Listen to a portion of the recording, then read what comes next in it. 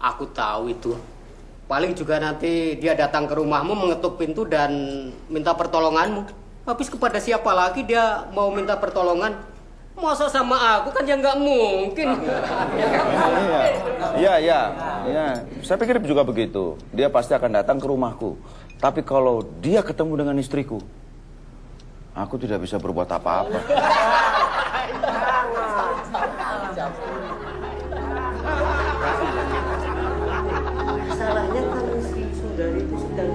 Orang-orang yang kami harapkan untuk menolong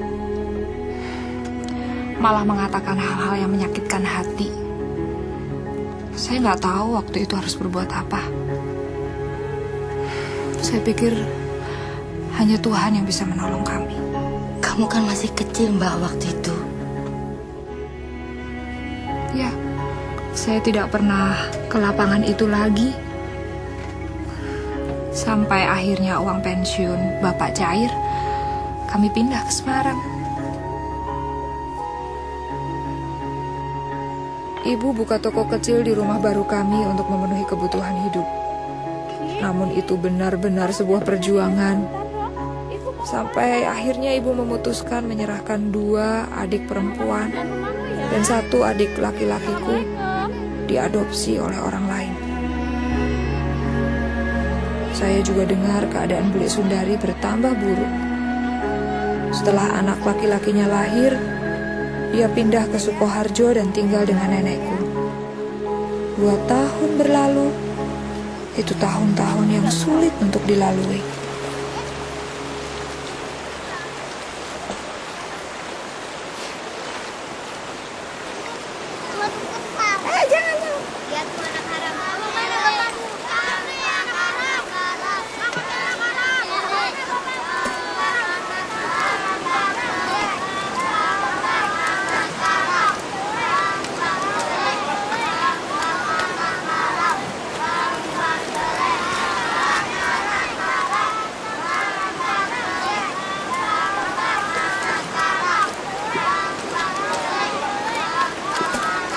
Kalian, pergi.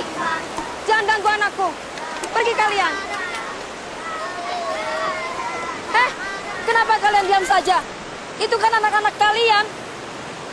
Jadi begitu cara kalian mendidik dan membesarkan anak-anak kalian. Anak kalian yang haram, bukan anakku. Hei, tidak ada yang nyuruh kamu bawa masalahmu ke sini, tahu? Maksudmu? Kamu mau mendidik kami? Bagaimana kami harus mendidik anak-anak kami? Hah? Lalu siapa yang mendidik kamu supaya kamu tidur dengan setiap laki-laki yang kamu temui? Paling tidak, aku menunggu sampai menikah untuk punya anak. Tidak seperti kamu. Gak jelas siapa bapak anakmu.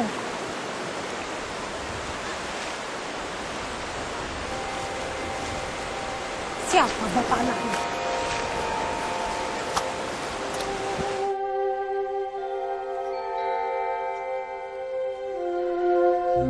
Tidak ada tempat lain lagi buat Bule Sundari dan Bambang. Mereka meninggalkan Sukoharjo dan datang ke Semarang. Bertentangan dengan keinginan saya, ibu ternyata mendengarkan permohonan Bule Sundari dan memutuskan untuk menerima mereka. Bagi saya waktu itu, masalah sudah cukup banyak.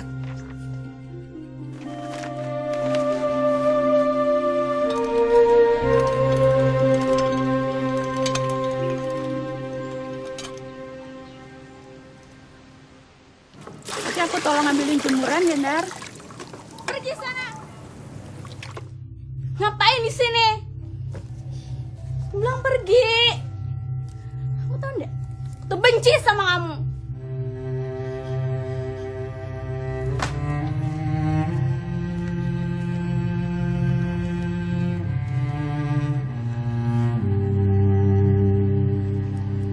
Silakan dari.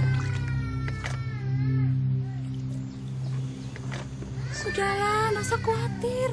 Kan ada Dini yang jaga.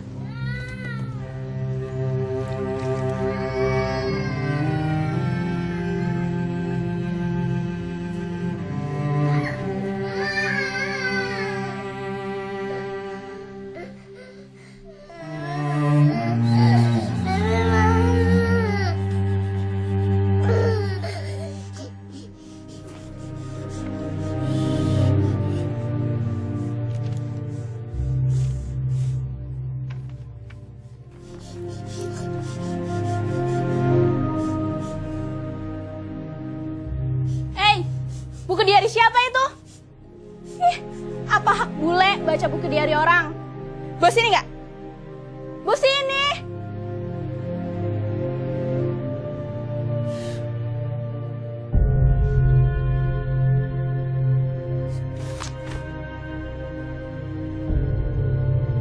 Ketika saya lihat bule Sundari baca buku harian saya nggak tahan lagi.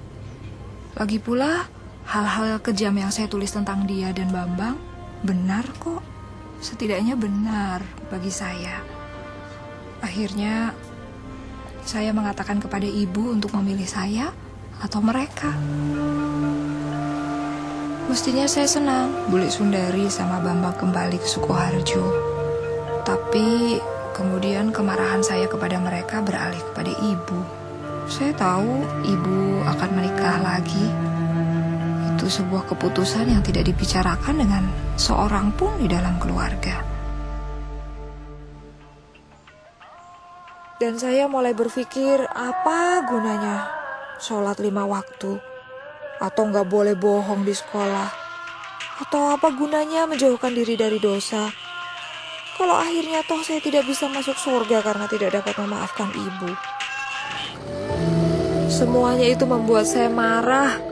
Sampai akhirnya saya berkesimpulan untuk tidak lagi peduli pada agama. Saya tidak peduli dengan sopan santun. Saya hanya ingin bebas.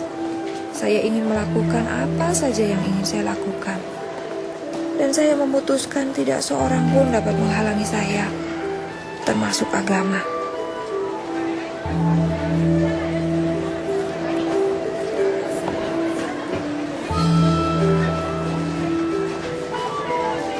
Saya mulai melanggar setiap peraturan yang ada. Waktu itu saya kelas 1 SMA. Saya melakukan apa saja yang saya mau. Tapi kemudian saya melihat hal-hal yang mengejutkan. Saya melihat seorang teman saya merangkak begitu rupa di atas lantai. Dia alami pendarahan karena keguguran. Atau teman saya lainnya yang dipenjara karena ia tertangkap basah mencuri. Dan saya mulai bertanya pada diri saya sendiri, apa kehidupan seperti ini yang saya inginkan? Hidup yang diatur oleh agama tidak membuat saya bahagia. Tapi hidup bebas tanpa aturan agama juga bukan hidup yang saya inginkan.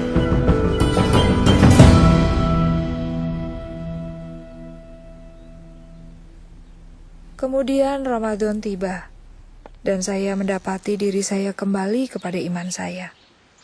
Setelah sekolah, saya mulai menghabiskan waktu dengan membaca buku-buku agama dan mengaji. Saya mulai membaca Al-Quran dengan tulus dan merasakan keinginan yang besar untuk lebih dekat dengan Allah. Saya benar-benar ingin mendapatkan kedamaian.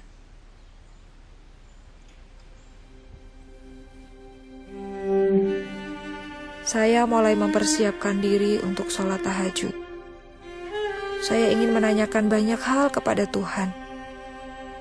Dan saya punya keyakinan yang kuat bahwa apapun yang saya minta malam itu, Tuhan akan mendengarkan saya dan memberikan jawabannya. Allahu Akbar. Allahu Akbar. Lalu saya tahajud menurut ayat-ayat tertentu yang saya sudah hafalkan. Rahmatullah. Assalamualaikum warahmatullah. Saya benar-benar hancur hati dan menangis kepada Tuhan. Ya Allah, dari hati saya yang paling dalam, saya ingin menyenangkan Kau lebih dari apapun. Tunjukkanlah saya jalan, maka saya akan mengikuti Engkau, manapun Kau pimpin.